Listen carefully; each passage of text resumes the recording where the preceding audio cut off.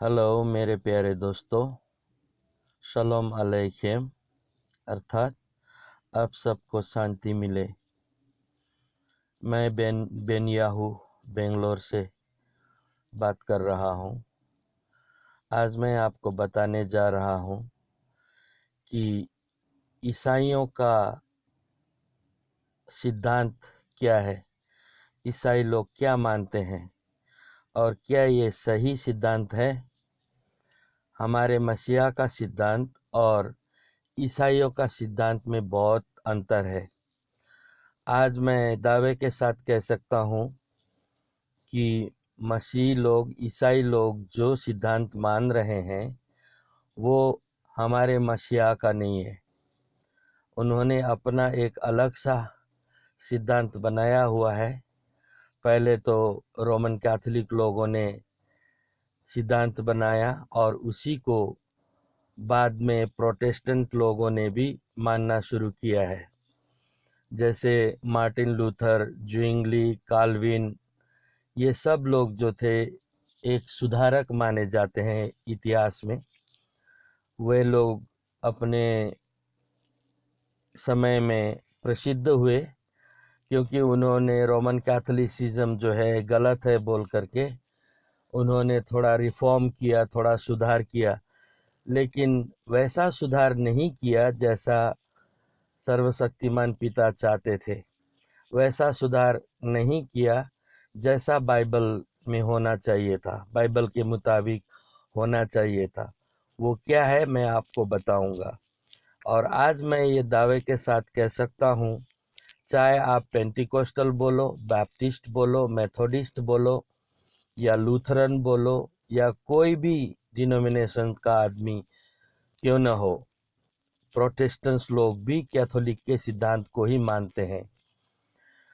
थोड़ा सा सुधार किया है, थोड़ा सा अलग रोमन कैथोलिक लोगों से किया है, लेकिन मैक्सिमम ज़्यादातर कैथोलिक लोगों का ही सिद्धांत प्रोटेस्टेंट लोग भी मानते हैं।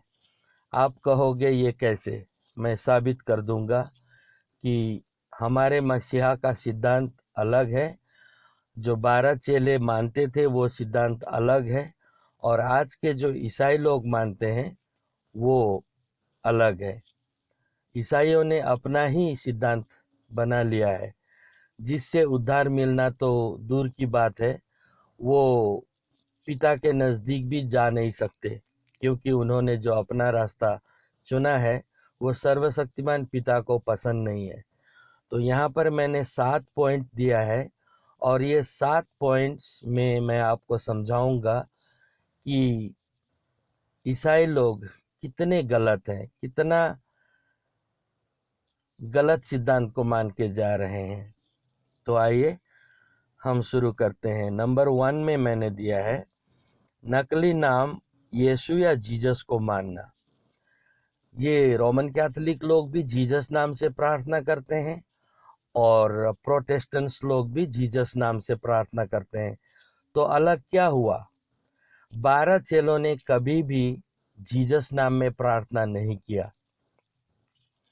इसीलिए मैंने कहा हमारे मसीहा का सिद्धांत, 12 चेलों का सिद्धांत और आज के ईसाइयों का सिद्धांत अलग अलग है। जमीन आसमान का अंतर है। देखिए, 12 चेले लोगों ने कौन से नाम में प्रार्थना किया? 12 चेले लोगों को एक ही नाम पता था, वो था यहोशुआ। यहोशुआ का मतलब होता है यहोवा का उद्धार, और वो नाम स्वर्गदूत गैब्रियल ने मिरियम के पास में आके उच्चारण किया था। देखिए, आप गर्भवती होंगी और आपसे एक पुत्र का जन्म होगा और उनका नाम यहोशुआ रखना। यहोशुआ रखना ये हिब्रू भाषा में बोला गया था, लेकिन बाद में ग्रीक भाषा में यीशुस और लतीनी भाषा में यीसस और अंग्रेजी में जीसस, हिंदी, नेपाली, बंगाली, तमिल, तेलुगु, कन्नड़ा, मलयाली, इन सभी भाषाओं में यीशु और उर्दू भाषा में ईसा। नाम तो बदला नहीं जा सकता ना किसी का भी, लेकिन हमारे मसीहा का नाम बदल दिया और जीसस नाम से आज दुनिया प्रार्थना कर रहा है, लेकिन जीसस उनका नाम है ही नहीं। हमारे मसीहा ने भी कहा है ना, यूहन्ना के 16 अध्याय के 23 पद में पढ़िए, तुम मेरे नाम से मांगो, मेरे नाम से मांगोगे तो पिता तुम्हें दे देंगे। तो उनका नाम क्या है? उनका नाम तो यहोशुआ है। यहोशुआ नाम में प्रार्थना करना चाहिए, लेकिन जीसस नाम में प्रार्थना करते हैं, यीशु नाम में प्रार्थना करते हैं, जो गलत है, जो इंसान का दिया हुआ नाम है। इसलिए 12 प्रेरित लोग जो थे वो यहोशुआ नाम से प्रार्थना करते थे, जो स्वर्गीय नाम है, जो दैवीय नाम है, ऊपर से आया हुआ नाम है। सर्वशक्तिमान पिता ने अपने पुत्र को ये नाम दिया, लेकिन ईसाई लोग जीसस नाम से प्रार्थना करते हैं, जो कि गलत है। दूसरा पॉइंट है गलत दिन रविवार या संडे में आराधना करना। अब संडे जो है सूर्य का दिन होता है, संडे सूर्य का दिन, और बाइबल के अनुसार देखें तो वहाँ पर जो है हफ्ता का पहला दिन माना गया है रविवार को, संडे को। तो वचन बताता है कि तुम 7वें दिन विश्राम करो, और हमारे मसीहा ने भी 7वें दिन अर्थात शबात में अपने चेलों को ले करके यहूदियों के सभाघरों में जाते थे और चेलों को सिखाते थे कि शबात कैसे मनाना चाहिए। लेकिन आज के ईसाई लोग शबात नहीं मनाते हैं, वो संडे या सूर्य का दिन को मानते हैं, और ये सर्वशक्तिमान पिता के आज्ञा के खिलाफ में है। आप पूरा बाइबल उत्पत्ति से लेकर प्रकाशित वाक्य तक देखिए, कहीं पर भी संडे वर्शिप नहीं बोला गया है। शबात शबात शबात, 7वें दिन आराम करो, 7वें दिन विश्राम करो, ऐसा ही आपको मिलेगा। लेकिन वो उस आज्ञा को छोड़ करके रविवार को या संडे को आराधना करते हैं, जो कि गलत है। तीसरा पॉइंट है अशुद्ध जानवरों को खाकर शरीर को अपवित्र करना। अब देखिए ना, बाइबल में या व्यवस्था में लिखा है अशुद्ध जानवर मत खाओ, जो शुद्ध मैंने तुम्हें दिए हैं उनको ही तुम खा सकते हो। लेकिन ईसाई लोग सब कुछ प्रार्थना के द्वारा शुद्ध होता है बोलते हैं, और जो कुछ भी खा लेते हैं उससे उनका शरीर जो है अपवित्र हो जाता है, अशुद्ध हो जाता है। दानियल नबी ने सिर्फ साग और सब्जी खाने की मनसा जताई, क्योंकि वो अशुद्ध जानवरों का मांस नहीं खाएंगे और अपने शरीर को अपवित्र नहीं करेंगे बोल करके उन्होंने निर्णय लिया था, और वो निर्णय लेकर के साग और सब्जी खा करके वो हृष्ट पृष्ठ हो गए थे, एकदम बलवंत हो गए थे। लेकिन आज के ईसाई लोग प्रार्थना के द्वारा सब शुद्ध हो जाता है बोलते हैं। इसका कॉन्टेक्स्ट, इसका संदर्भ भी उनको समझ में नहीं आता है। पौलुस कहते हैं जो शुद्ध बनाया है एलोहिम ने, सर्वशक्तिमान पिता ने, उसको तुम प्रार्थना करके खाओ तो शुद्ध हो जाता है। लेकिन अशुद्ध जानवरों को, अशुद्ध भोजन को प्रार्थना करके शुद्ध करना नहीं बोला गया है। ये संदर्भ को नहीं समझते हैं, तो जो कुछ भी खा करके अपने शरीर को अपवित्र करते हैं, जिस चीज को पिता ने, जिस वस्तुओं को, जिन जानवरों को खाने के लिए मना किया कि ये अशुद्ध है तुम्हारे लिए, उसको मत खाना। मत खाना मतलब फाइनल मत खाना, लेकिन उसको खा करके अशुद्ध बनाते हैं अपने शरीर को, तो इसीलिए उनकी प्रार्थना नहीं सुनी जाएगी, क्योंकि अशुद्ध लोगों का जो प्रार्थना है सर्वशक्तिमान पिता के सामने घृणित है। और चौथा पॉइंट मैं बताने जा रहा हूँ वो है गलत त्योहारों अर्थात क्रिसमस, ईस्टर संडे या गुड फ्राइडे को मानना। ये तो बाइबल में है ही नहीं। Christmas, Easter Sunday, good Friday तो बाइबल में है ही नहीं, तो कैसे ये लोग मानते हैं? बाइबल में कम से कम 7 पर्व हैं। जो लेवी के 23 अध्याय में मिलता है, और उसको मानने के लिए सर्वशक्तिमान पिता ने बोला है। कितने प्यारे प्यारे हमारे त्योहार हैं वचन के अनुसार, लेकिन उसको छोड़ करके ये लोग जो है अन्य जातियों से आया हुआ क्रिसमस या ईस्टर संडे या न्यू ईयर या गुड फ्राइडे को मानते हैं। ये बाइबल में है ही नहीं। जो बाइबल में नहीं है वही मानते हैं और सर्वशक्तिमान पिता को नाराज करते हैं। तो इसीलिए हमारे मसीहा ने और उनके चेलों ने कभी भी Christmas, Easter Sunday, good Friday नहीं मनाया, न्यू ईयर भी नहीं मनाया। ये न्यू ईयर बाइबल के अनुसार अलग ही है, लेकिन ये लोग अन्य जातियों का दिया हुआ न्यू ईयर मनाते हैं। तो इसीलिए ये जो है गलत है।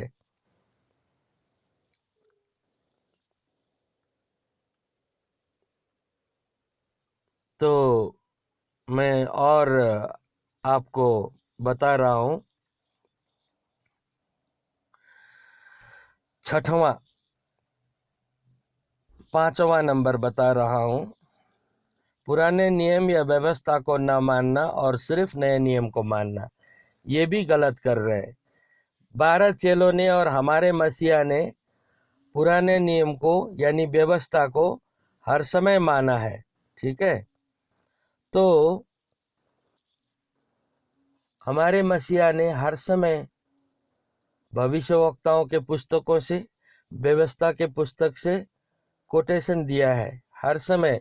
12 चेलों में से पौलुस, कैफा, पतरस, याकूब यानी यूहन्ना और याकूब, इन लोगों ने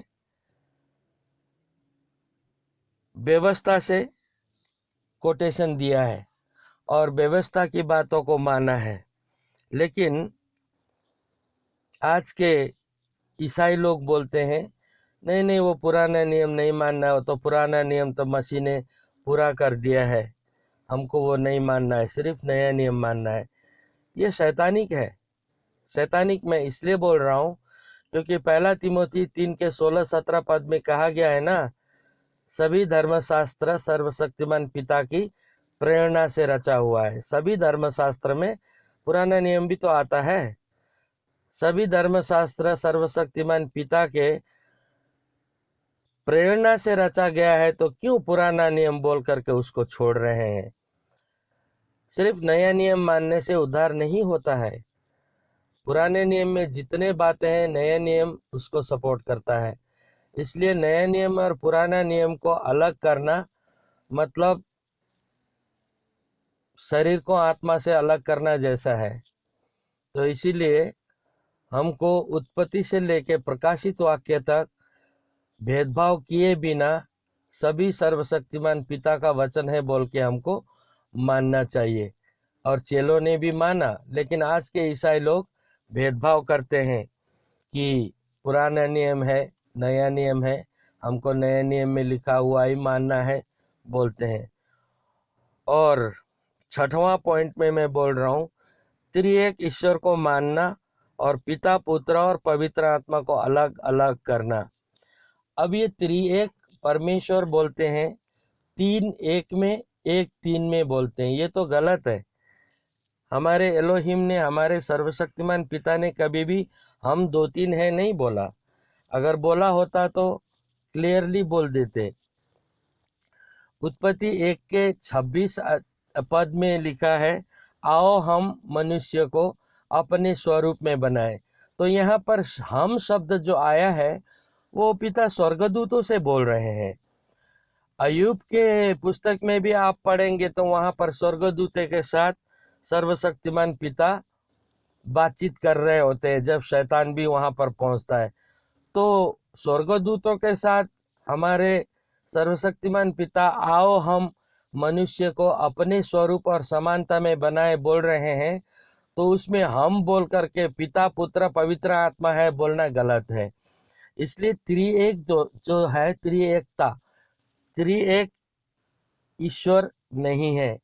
अगर त्रिएक ईश्वर होते तो उत्पत्ति से लेकर प्रकाशित वाक्य तक वो क्यों बोलते मैं, मेरा, मुझको। मुझे छोड़, तू दूसरों को ईश्वर करके न मानना। यहाँ पर मुझे बोलते हैं, हमें नहीं बोलते हैं। मैंने तुम्हें मिस्र देश से निकाल के लाया बोलते हैं, मैं शब्द प्रयोग करते हैं। हम शब्द क्यों प्रयोग नहीं करते? ये उत्पत्ति 1:26 के अलावा दूसरे जगह में कहीं पर भी हम शब्द नहीं मिलता है, सिर्फ मैं, मेरा, मुझको। तो एक ही एलोहिम है। हिब्रू इजरायली लोग बोलते हैं शेमा इज़राइल, याहवा एलोहेनु, याहवा एखाद बोलते हैं। इसका मतलब सुनो इज़राइल, याहवा एलोहिम जो है एक ही एलोहिम है, एक ही याहवा है, उनके अलावा दूसरा नहीं है बोल के उनका एक स्लोगन ही है। और ये व्यवस्था विवरण 6:4 में आपको मिलेगा कि एक ही एलोहिम है बोल के। एक बार नहीं, बहुत बार बोला गया है, मैं एक ही हूँ, मेरे अलावा कोई दूसरा नहीं है। तो आज क्यों तीन तीन ईश्वर को मानते हैं? जैसे हिंदू धर्म में ब्रह्मा विष्णु महेश्वर बोल के त्रिमूर्ति, त्रिएक बोलते हैं वो लोग भी। और ग्रीक माइथोलॉजी में भी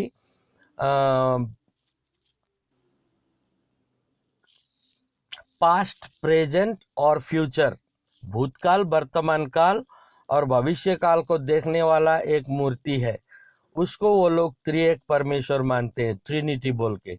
वहीं से इन लोगों ने सीख करके त्रिएक ईश्वर है बोल करके पिता पुत्र पवित्र आत्मा बोला है। तो इसके बारे में मैंने अपने वीडियोस में डाला है यूट्यूब में कि कैसे एक ही एलोहिम है। और पिता पुत्र पवित्र आत्मा कौन है? पिता भी एक ही है, पवित्र आत्मा भी एक है, पुत्र भी एक ही है। उनको तीन अलग अलग करना गलत है। इसलिए अब 12 चेले लोग जो मानते थे वो आज नहीं मान रहे हैं, त्रिएक ईश्वर को मान रहे हैं। अब लास्ट और अंतिम जो है 7वां पॉइंट्स, हिब्रू भाषा के बाइबल को न पढ़ना परंतु अनुवादित बाइबल को ही सत्य मानना। आज के ईसाई लोग क्या करते हैं, हिब्रू भाषा तो सिखाते नहीं है, खुद भी सीखते नहीं है, क्योंकि हिब्रू भाषा में ही पहला बाइबल दिया गया था। तो हिब्रू भाषा में ही सच्चाई है और हिब्रू भाषा में ही अर्थपूर्ण बातें मिलती हैं। लेकिन वो तो सिर्फ बाइबल कॉलेजेस में कोई न कोई कोर्स करते हैं, BTH, MD या मास्टर्स ऑफ थियोलॉजी, ऐसे समय में ही हिब्रू सिखाया जाता है। कलीसियाओं में, चर्चों में नहीं सिखाया जाता। क्यों? क्योंकि उनको बहुत कठिन लगता है हिब्रू भाषा। ये भी शैतानिक है। सर्वशक्तिमान पिता का जो भाषा है, जिन्होंने भविष्यवक्ताओं से, इजरायली लोगों से हिब्रू भाषा में बातचीत किया, अदन के बगीचे में आदम आदम बोल के सर्वशक्तिमान पिता ने हिब्रू भाषा में ही बातचीत किया था।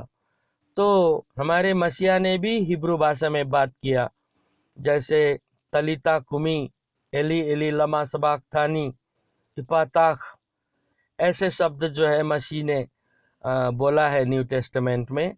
और उतना ही नहीं, अगर आप प्रेरितों के काम 26 अध्याय के 24 पद पढ़ोगे तो वहाँ पर पौलुस कहते हैं कि याशुआ मसीह ने मुझे दर्शन दिया और स्वर्ग से मुझे एक आवाज़ आई, हिब्रू भाषा में बोलते हैं। स्वर्ग से भी हमारे मसीहा हिब्रू भाषा बोल रहे हैं। लेकिन आज के ईसाई लोग जो हैं हिब्रू को मान्यता नहीं देते हैं और हिब्रू बाइबल को पढ़ते भी नहीं हैं और तर्जुमा किए हुए वचनों को पढ़ते हैं, तर्जुमा किए हुए बाइबल को पढ़ते हैं और उसमें जो गड़बड़ियां हैं उसी को मान करके झूठी शिक्षा देते हैं। और इसीलिए मसीहा का जो सिद्धांत है उससे बहुत अलग सिद्धांत इन लोगों ने स्थापना किया, क्योंकि गलत ट्रांसलेशन वाले बाइबल को पढ़ने के कारण। अनुवाद किए हुए बाइबल में हजारों, सैकड़ों नहीं, हजारों गलतियां हैं जिसको आज ईसाई लोग मान्यता दे रहे हैं। लेकिन हिब्रू भाषा के बाइबल को मान्यता नहीं दे रहे हैं। मैं हर समय लोगों को बोलता हूँ, हिब्रू भाषा सीखिए, हिब्रू बाइबल को पढ़ना सीखिए, हिब्रू बाइबल को समझने की कोशिश कीजिए ताकि आप सच्चाई तक पहुंच सके। मैं सच्चाई तक कैसे पहुंचा? मैं चैलेंज देता हूं, चुनौती देता हूं कि अगर मेरे से ज़्यादा किसी के पास अगर सच्चाई है तो मैं उसका चेला बन जाऊंगा। आओ खुलेआम हम डिस्कस करें। लेकिन कोई आज तक आया नहीं। मुझे सच्चाई कहाँ से मिला? हिब्रू भाषा से ही मिला। और आज ये जो मैं प्रचार कर रहा हूँ, ये सभी भी हिब्रू भाषा के ही बदौलत हुआ है। इसलिए मेरे भाइयों और बहनों, याशुआ नाम में विश्वास करो और हिब्रू भाषा को पढ़ो, शबात मानो, पवित्र भोजन करो और त्रिएक ईश्वर को मानना छोड़ दो। पुराने नियम को नफरत मत करो। पुराने नियम में जितने भी लिखे हुए हैं हमारे लिए ही है। और हिब्रू बाइबल सीखना, हिब्रू बाइबल को मानना, गलत दिन अर्थात रविवार को आराधना मत करना, शनिवार अर्थात शबात को मानना, नकली नाम यीशु या जीसस को मानना छोड़ दो। अंतिम में एक बात बोलता हूँ, वो क्या है? जीसस नाम जो है लातीनी भाषा से आया है, जिसका अर्थ होता है सुअर, पिग। अब इन लोगों ने हमारे मसीहा का नाम याशुआ को निकाल करके जीसस क्यों बोला, सुअर क्यों बोला और पिग क्यों बोला? ये आप ही रिसर्च करना, आप ही अंदाजा लगाना। इसमें भी शैतान की बहुत बड़ी चाल है, रही होगी, इसीलिए इन लोगों को शैतान ने यूज किया। नहीं तो सर्वशक्तिमान पिता के पुत्र का नाम याशुआ से बदल करके ये लोग सुअर नहीं रखते। जीसस का मतलब सुअर है, उसी से यीशु, ईशु, ईसा, जेसु, जीसा आया है। अब ये आप पर डिपेंड करता है कि आप स्वर्गीय नाम याशुआ में प्रार्थना करोगे या संसार के इंसानों ने दिया हुआ नाम जीसस या सुअर नाम से प्रार्थना करोगे। ये आप पर डिपेंड करता है, आप पर निर्भर करता है। आशा करता हूँ आप सबको समझ में आया होगा। ये मैं बहुत दिन के बाद आज एक वीडियो बना रहा हूँ। आशा करता हूँ आप ज़रूर समझ गए होंगे। अगर आपको समझ में आया और आप मुझे कांटेक्ट करना चाहते हैं तो मेरा व्हाट्सएप नंबर है 9148044247। तो इसमें आप व्हाट्सएप कीजिए और मुझे बताइए आपको कैसा लगा। और ये यूट्यूब चैनल में जो हमारा ट्रूथ ऑफ याशुआ बोल के हमारा चैनल का नाम है, उसको सब्सक्राइब भी कीजिए और लाइक, शेयर और कमेंट्स भी कीजिए ताकि लोगों को भी पता चले सच्चाई क्या है। तो आशा करता हूँ आप सब सुरक्षित रहेंगे और याशुआ नाम में विश्वास करेंगे, याशुआ नाम में ही प्रार्थना करेंगे। सबको शालोम। बेंगलोर से बेन्याहू।